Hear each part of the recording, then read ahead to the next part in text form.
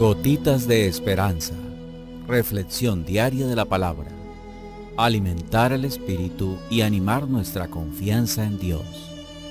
Por Monseñor Marco Antonio Merchán Ladino, obispo de la diócesis de Neiva. Celebramos hoy la dedicación de la Basílica de Letrán. Reciban todos mi saludo. Decía el Papa Benedicto que la liturgia nos invita a celebrar esta dedicación de esta Basílica de San Juan de Letrán, llamada Madre y Cabeza de todas las iglesias de la urbe y del orbe. Esta basílica fue la primera en ser construida después del edicto de Constantino en el año 313, que concedió a los cristianos la libertad de practicar su religión. Ese mismo emperador donó una propiedad de la familia de los Laterani y allí hizo construir la basílica, el bautisterio y la residencia del Papa. El Papa Silvestre se consagró la basílica en el año 324 al Santísimo Salvador, pero luego en el siglo IV se le añadieron los nombres de San Juan Bautista y San Juan Evangelista, de donde deriva su denominación más conocida. La palabra de Dios recuerda una verdad esencial. El templo de ladrillos es símbolo de la iglesia viva, la comunidad cristiana que ya los apóstoles San Pedro y San Pablo consideraban como edificio espiritual, construido por Dios con las piedras vivas que son los cristianos, sobre el fundamento único que es Jesucristo, la piedra angular.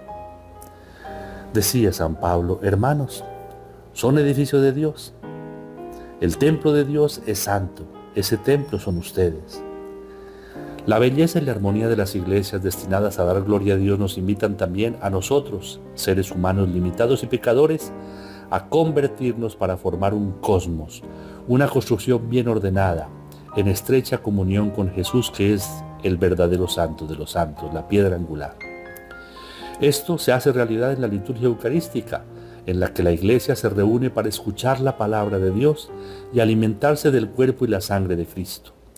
En torno a esta doble mesa, la iglesia de piedras vivas se edifica en la verdad y en la caridad, y es plasmada interiormente por el Espíritu Santo, transformándose en lo que recibe, conformándose cada vez más a su Señor Jesucristo. Ella misma, si vive en la unidad sincera y fraterna, se convierte así en sacrificio espiritual agradable a Dios. Los israelitas en el texto del Evangelio de Juan le preguntan al Señor el porqué de su reacción al expulsar a los vendedores y cambistas que estaban en el templo. Su respuesta los deja confundidos. Destruyan este templo y en 3 días lo levantaré. Afortunadamente el escritor explica que él hablaba del templo de su propio cuerpo, pues en efecto el nuevo templo construido en 3 días es el Señor. En torno a él, que es el centro y la piedra angular, se reúne la comunidad, y de la aceptación de su mensaje y de su amor dependerá nuestra salvación. Los israelitas hablan de lo demorado de la construcción del templo, y evidentemente tienen razón, pues la iglesia, el cuerpo de Cristo, siempre es y será un edificio en construcción, en el que cada uno de nosotros tenemos que construirnos sobre Cristo, unidos a las demás piedras vivas que son nuestros hermanos, por lo que se necesita una tarea coordinada de edificación y crecimiento.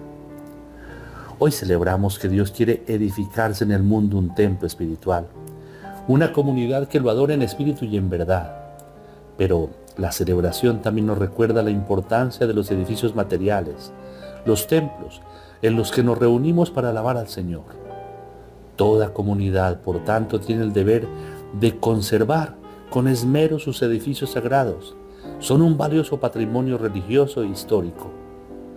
Invoquemos hoy la intercesión de María Santísima para que nos ayude a convertirnos como ella en casa de Dios, en templo vivo de su amor, y que por su intercesión amemos cada día más a nuestra iglesia. Recibamos la bendición.